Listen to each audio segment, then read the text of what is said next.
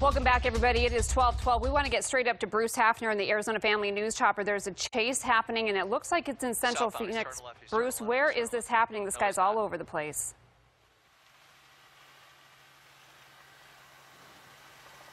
Bruce, can you hear me? All right. Well, this guy was driving a Honda Pilot, and then he went into the Biltmore, and he basically carjacked a vehicle, and I'm getting mixed minus here, folks. So got to shut off the IFB.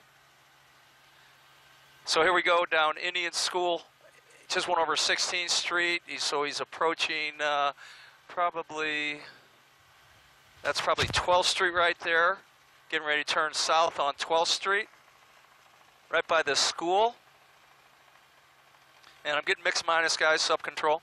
Anyway, as he went into the parking garage. The Phoenix Police Department was following him well behind. He couldn't see any police cars, but he wasn't really driving erratically in the first car, but now after he carjacked somebody, he's been driving pretty crazy as he goes through 12th Street down to Osborne. This should be Osborne here, right by the country club, and now he's heading westbound. No, he's turning around. He's going to go eastbound. That's 12th Street and Osborne right now, folks, and he's going eastbound, and we're not sure where he's going to head off to, obviously. But he's been driving pretty erratically. At one point down 24th Street, he was driving in the oncoming traffic for quite a while. It was thankfully nobody, got into an accident with this guy. But at this point, we're just following him. It looks like he's slowed down a little bit, driving a little bit less crazy. But there, right when I say that, he's going to go in the middle lane, and he's approaching 16th Street right here. And let's see what he does at 16th. Just made a turn without stopping, obviously. And now he's heading down 16th Street from Osborne, folks. And Bruce, in the wrong lanes right now. Do we have, I don't know if your mixed minus has been taken care of. Do we have any, he's alone at this point, that he carjacked somebody and that person was able to get out of the car? We never saw the carjacking because he went into the parking garage at the Biltmore. We couldn't see him in the parking garage. And then the next thing we know, we see him driving like that across the parking lot. And that's how we picked him up. He was driving very erratic. And we saw, obviously we thought he must have carjacked somebody, and then we heard it on the scanner. So he carjacked somebody in the parking garage. We don't know if he hurt that person when he carjacked him. But at this point, driving around Phoenix, now this would be probably... let's see, it's hard for me to glance out. This looks like he's going down Thomas Road here in Phoenix. And from where you are, if you pull back, how far back do you see Phoenix police or any law enforcement right now? There's none behind him close. The airplane is high up above the Phoenix police airplane they have for surveillance. We did see one of those tanks that they use to bring SWAT crews into, areas where they need to make felony arrests. We saw them up by the Biltmore area, and then we saw the police officers in white cruisers. Look at him, he's going right through this intersection, right around all the vehicles against probably a green light there for the arrow coming the other way. And once again, we don't know how this all started, if the car he was in before was his or if that was a stolen as well. We just, got a call to get up in the air and that there was a pursuit going on. And it was really hard to find him at first, so he wasn't driving erratically. And then once he carjacked somebody out of the blue Honda Pilot, right. Look at this guy just making turns. Now he's going down Central. Okay. And that's Central and Thomas there, over the, we're over the tall buildings. He's going to get into some busy traffic as he heads down Central Avenue. We're in the lunch hour right now. A lot of people are going to be more than maybe an hour or two ago. More people are going to be out on the streets of Phoenix right now, out grabbing lunch, or the early shift folks ending their day, and he's not even slowing down as he approaches those intersections. It doesn't look like. No, and that's the biggest fear for all of the law enforcement agencies, trying to get this guy off the road safely. They're trying to do it safely. That's why nobody's behind him with any lights. He can't see any police officers. They're staging all around him, I'm sure, on side streets and ready to do whatever they can to try to get him off the road. But at this point, they don't want to encourage him to go any faster or drive any more recklessly than he's already driving. Here he goes through the downtown area. He's coming up on traffic here. He's going to have to... So he sees traffic. Now he can't get in that parking lot. What's he going to do here? He doesn't know what to do. So he's going to, it looks like he was going to try to turn in. Up on the sidewalk. There he goes. They're going to try to block him. And again, this is one of those situations. He's going the wrong way up Central now. This is one of those situations where all the light rail. municipalities they're all engaged in this, so that if he does change cities, he's up on the light rail tracks right now, up Central Avenue. Right.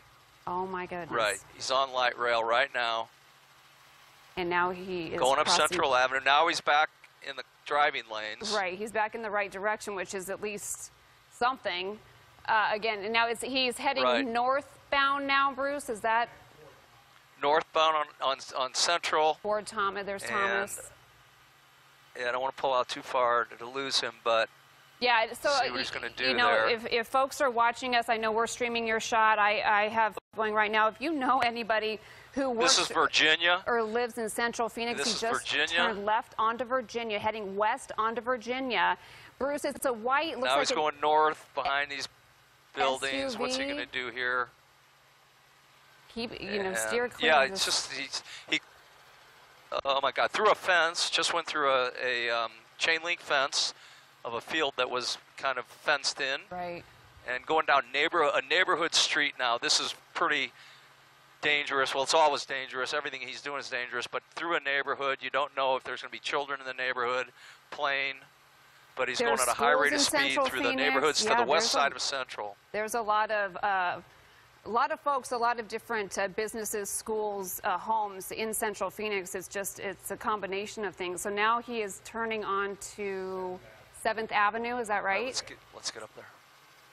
I believe that's 7th Avenue, and we're coming up to a stop. He's got traffic going. Now he's forced onto, look at this guy. Right. And that would be Thomas. All right, so he's on Thomas westbound now from 7th Avenue, and oh no.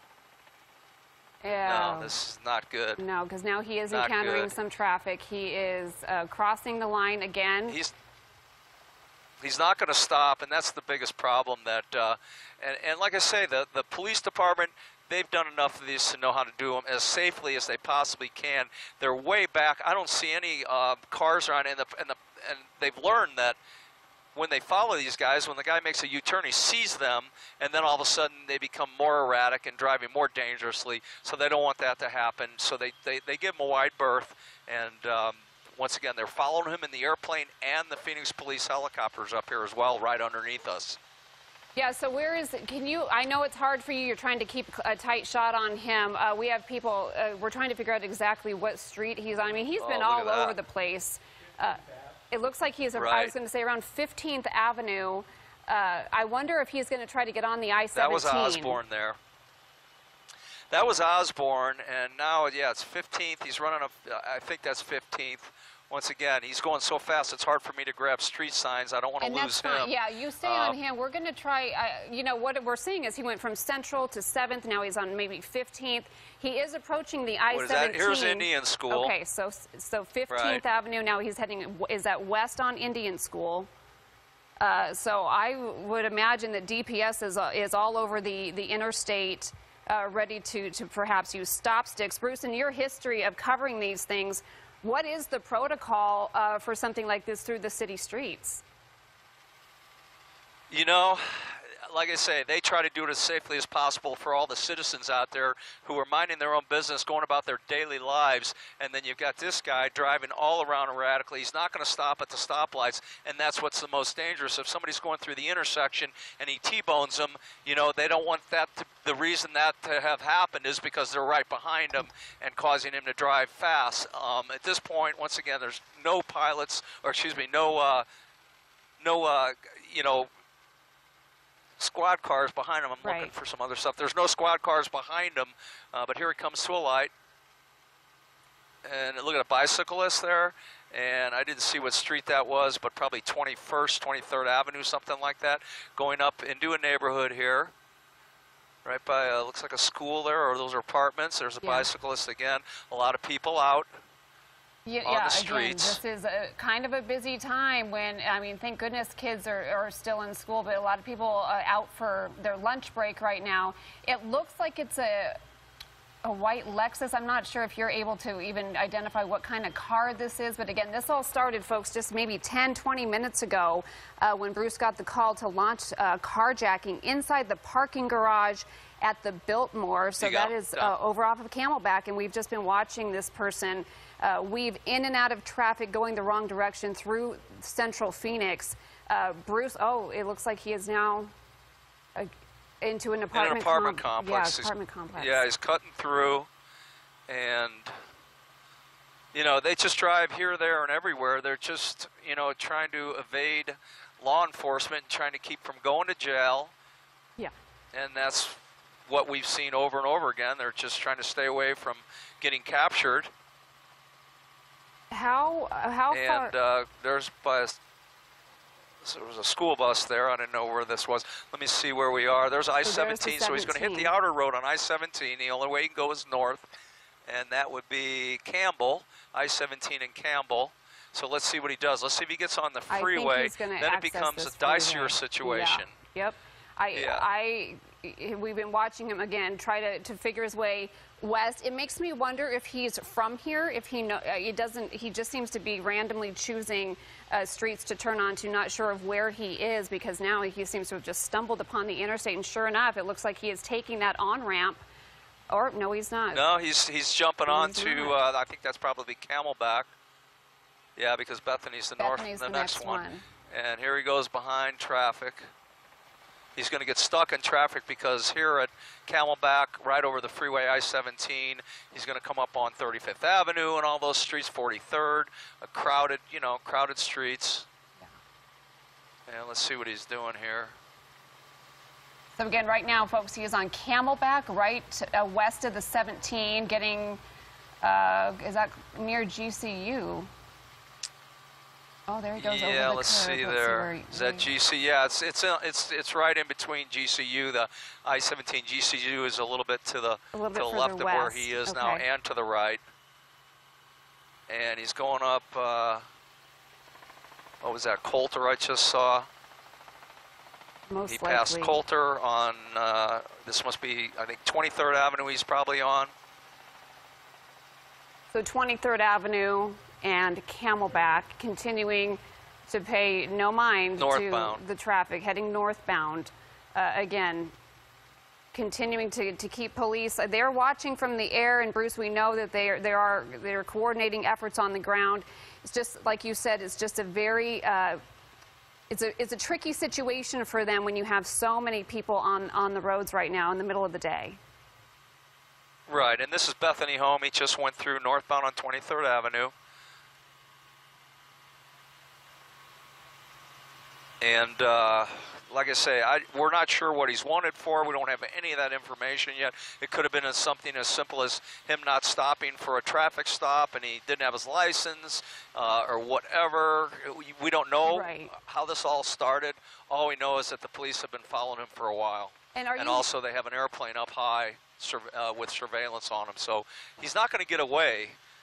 We just hope that they can take him into custody safely. Are you hearing anything on scanner? I don't know if you have the scanner traffic up in the chopper. Are you able to listen in to kind of hear? You know, we're on all the aircraft frequencies. Okay. We're in contact with the Firebird helicopter flying up here with them safely, and another TB helicopter. We're just coordinating our flight with them to make sure that we're doing this safely.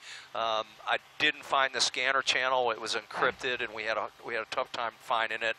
Here he goes back over towards I-17. He's on Bethany, and let's see what he's going to do here. He's hitting some traffic. Now this is bad. He's going down the off-ramp of a freeway.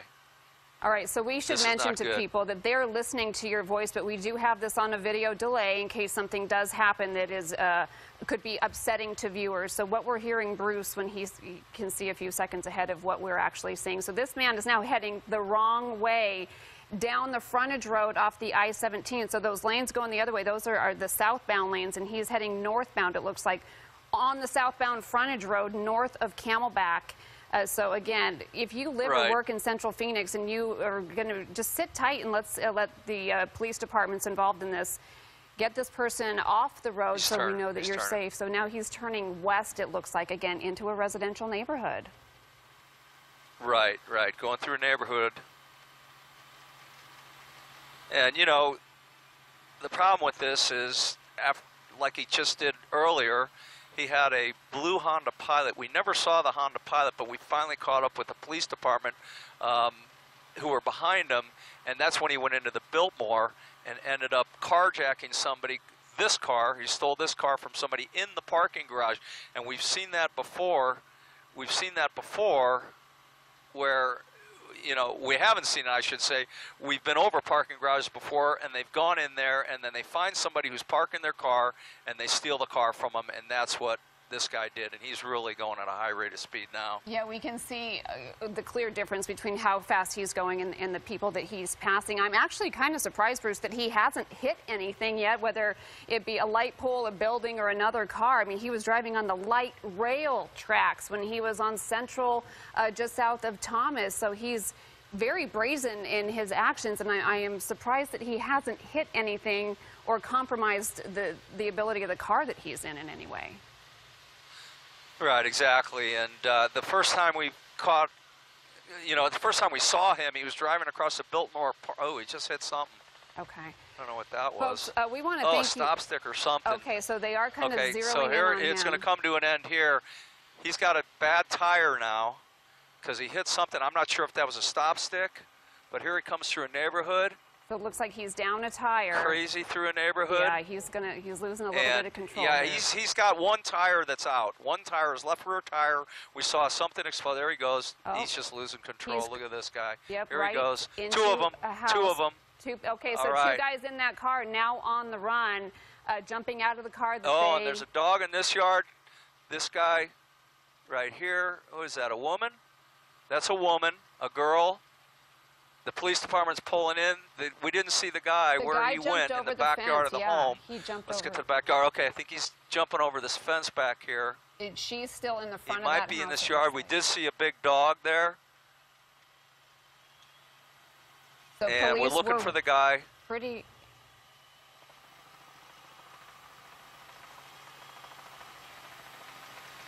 All right, and we're still looking for the guy. He jumped over the fence and ended up in this backyard here, but there's a bunch of trees, and we're not sure if he went into the home. The Firebird helicopter down below us, police officers, and they're obviously taking the woman into custody if they can find her. I didn't see where she went. And we're looking, folks.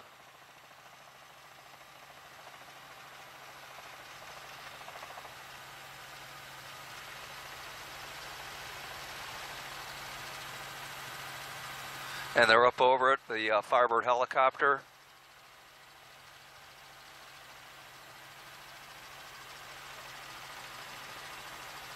So it looks like they do have a K-9 unit out there. Bruce, where exactly are you guys now? Where did this finally come to an end? Let me see what they're going to do here before we get into that.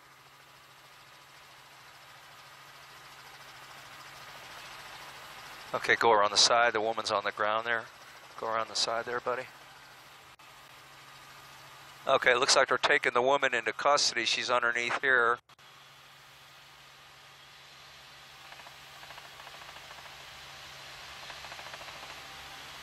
There she goes into custody. And they still have to find the guy.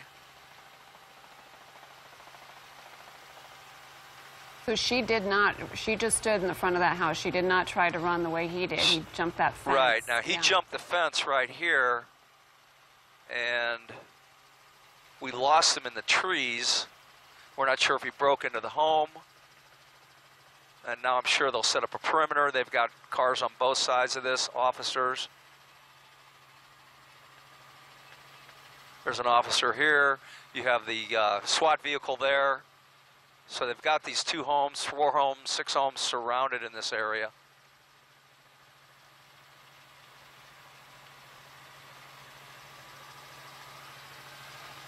Okay, we're listening to the... Okay, so they're talking about possibly he jumped. First we saw him jump into this yard over this fence.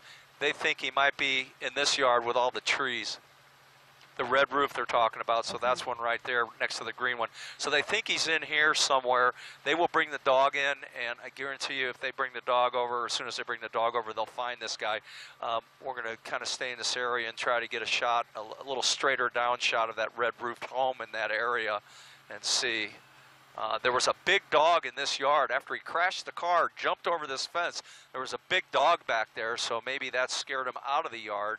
And the dog just was barking and jumping, but not really at him. So they think he's in this area right here by this red house. And the neighborhood we're in, I'm sorry, I really was too tight on him to read any of the street signs. But they've got this area surrounded. You see there's an officer in the street. They're bringing in the armored vehicle. And so once again, they lost the guy at this point. Get off and continue. In fact, that's what we saw right there. You see that driver just heading north on light rail tracks in the downtown Phoenix area, narrowly missing that van you saw there. And eventually, the driver made their way west, never getting on a freeway, staying on these side roads, neighborhood streets. Take a look here. This is where we saw the collision. Watch here. So, I mean, we haven't seen anything right now that suggests that anyone has been seriously injured. That was a head-on collision there, and you hope those people are okay.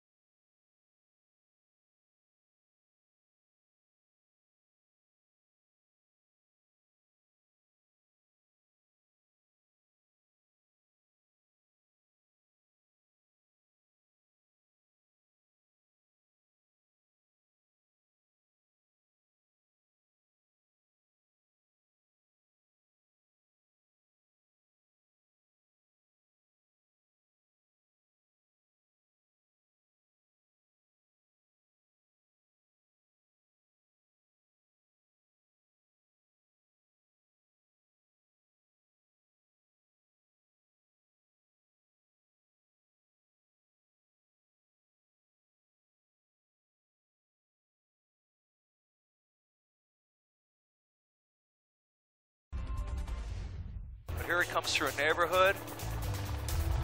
Crazy through a neighborhood. And yeah, he's got one tire that's out. One tire, his left rear tire. We saw something explode. There he goes. He's just losing control. Look at this guy. Well, that was a wild chase across the valley. This one took a lot of dangerous turns. This morning, at least, those two suspects are behind bars, but not without a canine officer at least being killed. Now, this all started near 51st Avenue and Broadway. Police spotted the driver and a passenger in a stolen car. Yeah, that sparked that wild, very dangerous chase as those suspects drove up 43rd Avenue near Bethany Home, where police say they then held the driver at gunpoint, then took off once again, driving crazy through the entire valley. But it didn't stop there. Officers eventually caught up and confronted that duo in a parking garage at the Biltmore Shopping Center, where a second carjacking took place. According to police, that suspected driver pointed a gun at them, so an officer fired, but those suspects got away. Officers eventually used stop sticks in a neighborhood near 29th Avenue and Barrage Lane. That's when both suspects took off running, but that woman ended up surrendering. However, the guy kept running, jumping fences, so the SWAT team had to be called in. They put an entire neighborhood on lockdown while they searched for that very dangerous man. Now, knowing that suspect was armed and very dangerous, they sent in a canine officer. Bain went in and sadly gave his life to protect the officers. ADOT paying tribute to him last night with these freeway signs. Take a listen to what the Phoenix police chief had to say about this. Got into the attic, and after some discussions and trying to get him out, he refused to. We sent Bain in to do what the dogs do. They are our protectors, they are our partners, and it's definitely with heart that we lost Bain. Canine Officer Bain was a 3-year-old Belgian Malinois. He had been with the Phoenix Police Department for just over a year. After his body was found, the canine was rushed to an emergency vet clinic, and as you can see there, a tribute as officers lined the parking lot to escort his way. Now, the suspect at this point still hasn't been named, and we don't know what charges he will face. But it is a Class 6 felony to kill a police dog in Maricopa County. Thank you for your service, Officer Bain. A canine officer is dead after a carjacking suspect leads police on a high-speed chase and barricades himself inside an attic. Sky 12 capturing the heartbreaking procession of the beloved dog, and the ADOT signs paying tribute to Canine Bain. Bain was on the police task force for nearly 2 years. Vets are still trying to figure out exactly how he died. The whole ordeal started with 2 carjackings, one at the Biltmore Fashion Park. Police trying to stop a silver SUV. Investigators claim the suspect pointed a gun at them, so they opened fire and didn't get him. The suspect then carjacked a woman at gunpoint, getting away in her white SUV. Then, after driving erratically, the driver slams into a van and keeps on going, creating quite a few near misses out on the roads. And if that isn't enough, the suspect guns it going onto the light rail tracks. Take a look at this. This is along Central Avenue after getting stuck at an intersection. The wild chase eventually coming to an end with police throwing out spike strips, blowing out some of the tires on the stolen car. The driver kept going, but eventually crashed into a yard, jumped over a fence, and would hide in the attic of a nearby home. After the encounter with Bain, Sky 12 catches medics lifting the suspect onto a stretcher, taking him to the hospital. A female passenger in the stolen SUV is also in custody. Good evening, everyone. I'm Emma Jade. Caribe has the night off. And while we wait for answers and a motive behind all of this, the Phoenix Police Department is in mourning tonight after losing a brother in arms. Team 12's Bianca Bono is live from Phoenix with details on that and the chaotic chase. Bianca? Well, Mark and Emma, the chase coming to an end at the house right behind me. We're near 27th Avenue and Bethany Home, and it's also where, sadly, Bain lost his life. As you can imagine, Phoenix police officers, especially the canine's handler, are devastated. A motorcade procession making its way through Phoenix for a fallen hero. We're actually dealing with very, very violent people in our community. The canine officer being honored across the valley, Bain, a 3-year-old Belgian Malinois. He had served on the Phoenix Police Department for a little more than a year. They are our protectors, they are our partners, and it's definitely with heart that we we lost Bain. Phoenix Police Chief Jerry Williams emotional, describing what happened to Bain. Police chasing a dangerous suspect. The guy eventually crashing into a front yard. The suspect then breaking into a home, barricading himself in the attic. After some discussions and trying to get him out, he refused to. We sent Bain in to do what the dogs do. But Bain doesn't make it out alive.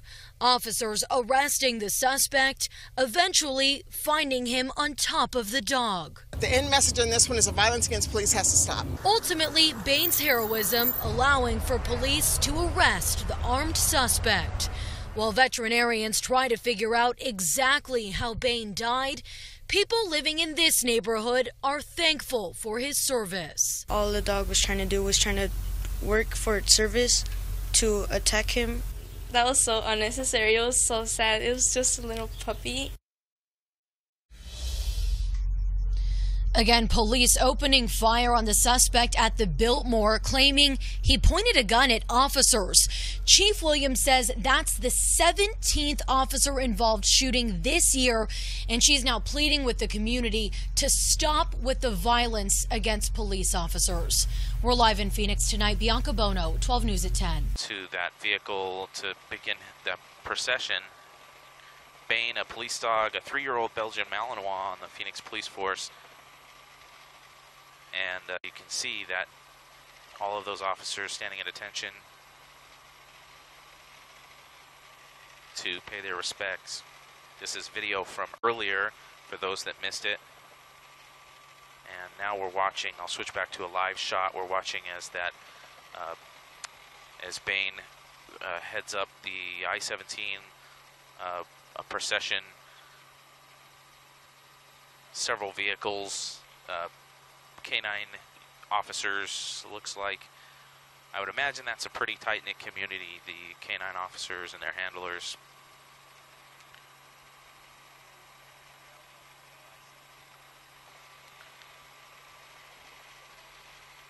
And this just happened today. Bain was just doing his duty like any other police dog. Those dogs are absolutely amazing. We watch them just about every day from the news helicopter, doing a really incredible job. And now you can see these officers lined up, hands over their hearts, waiting as Bain, as that truck with Bain's body passes by.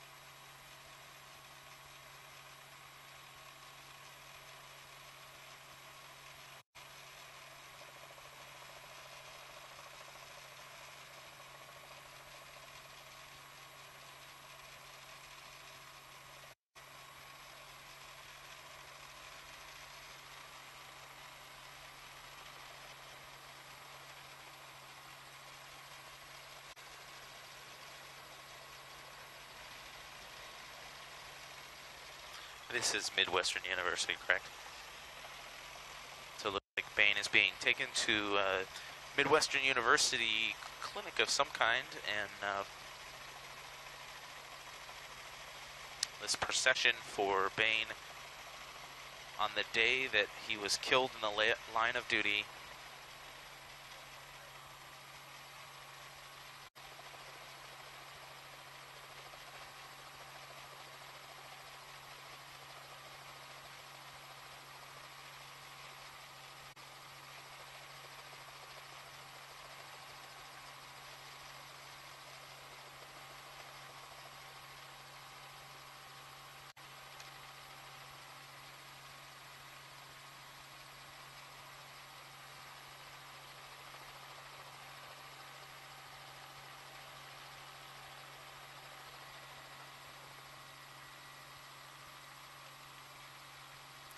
That is correct. Midwestern University.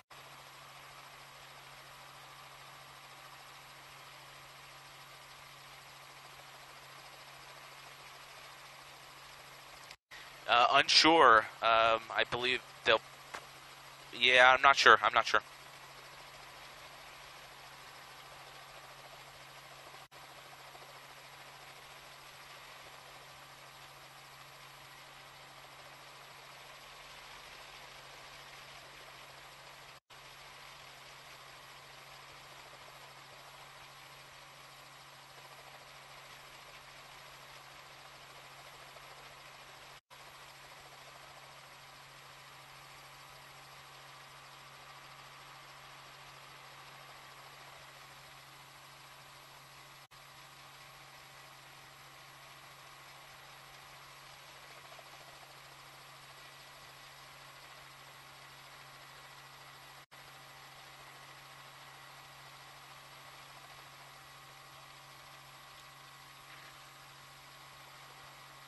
You can see those officers lined up at attention, paying respects to Bain, the 3-year-old Belgian Malinois canine officer with the Phoenix Police Department who was killed in the line of duty today. Yeah, it looks like they're going to be rolling Bain's body in right now. Midwestern University.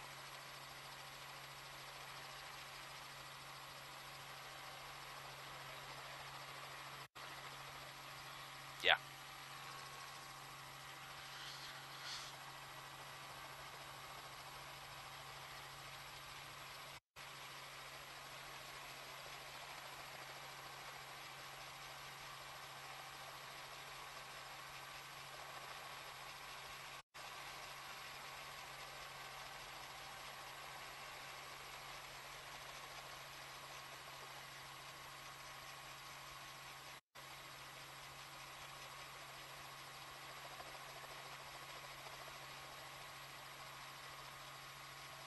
See that American flag folded.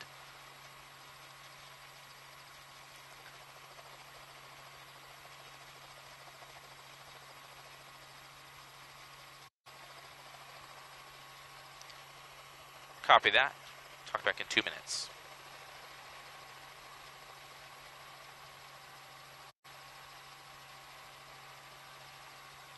Copy that. This is on 3, correct? Who's tossing to me?